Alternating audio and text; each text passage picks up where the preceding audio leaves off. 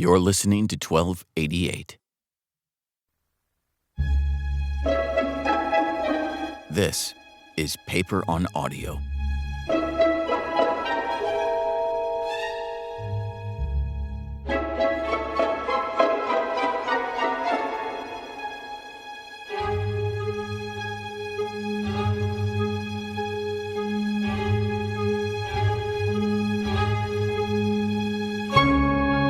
On today's episode, we kick off a three-part series from one of the greatest short fiction writers in history and world-renowned playwright, Anton Chekhov. A chance encounter between old friends reveals the absurdity among the social class. Fat and Thin by Anton Chekhov. Translated by Constance Garnett. Narrated by David Wilson Brown.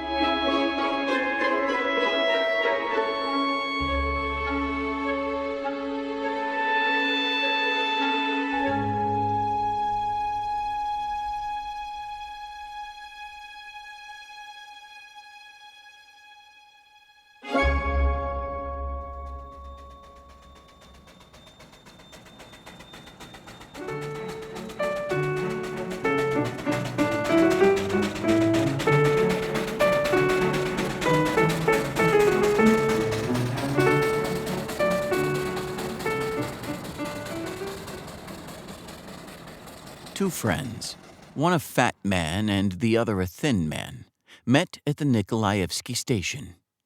The fat man had just dined in the station, and his greasy lips shone like ripe cherries. He smelt of sherry and fleur d'orange. The thin man had just slipped out of the train and was laden with portmanteaus, bundles, and bandboxes. He smelt of ham and coffee grounds. A thin woman with a long chin, his wife, and a tall schoolboy with one eye screwed up came into view behind his back. "Porphyry!" cried the fat man on seeing the thin man. "Is it you? My dear fellow, how many summers? How many winters?" "Holy saints!" cried the thin man in amazement.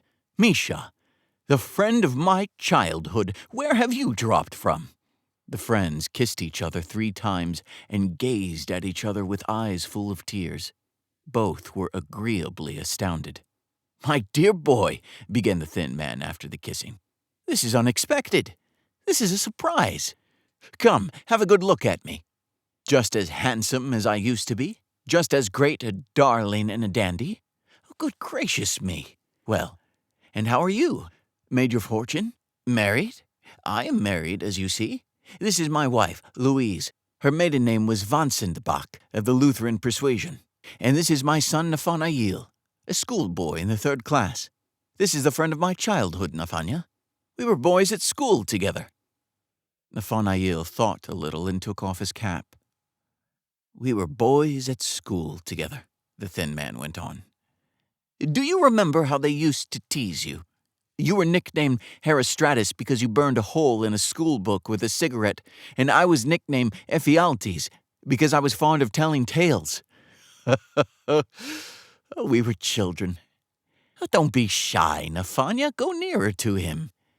And this is my wife. Her maiden name was Vansenbach of the Lutheran persuasion." Nathanael thought a little and took refuge behind his father's back. "Well, how are you doing, my friend?" the fat man asked, looking enthusiastically at his friend. "Are you in the service? What grade have you reached?" "I am, dear boy. I have been a collegiate assessor for the last 2 years, and I have the Stanislav.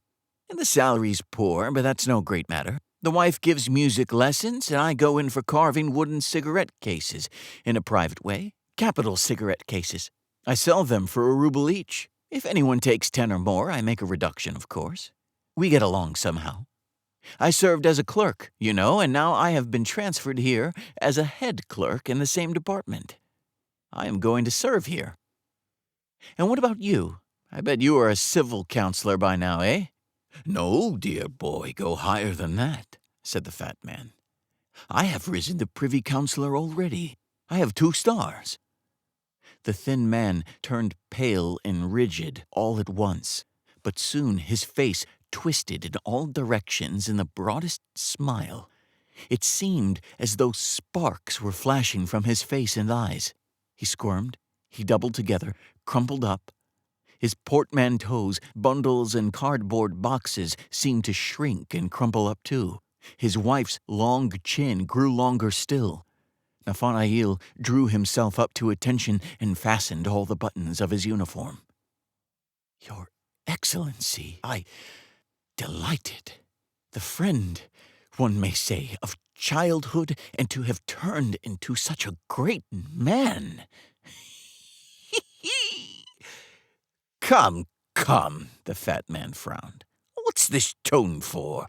You and I were friends as boys, and there's no need of this official obsequiousness." "Merciful heavens, Your Excellency, what are you saying?" sniggered the thin man, wriggling more than ever. "Your Excellency's gracious attention is like refreshing manna. This, Your Excellency, is my son, Nathanael. My wife, Louise, a Lutheran in a certain sense." The fat man was about to make some protest, but the face of the thin man wore an expression of such reverence, sugariness, and mawkish respectfulness that the privy councillor was sickened. He turned away from the thin man, giving him his hand at parting. The thin man pressed 3 fingers, bowed his whole body, and sniggered. His wife smiled. Nathanael scraped with his foot and dropped his cap. All 3 were agreeably overwhelmed.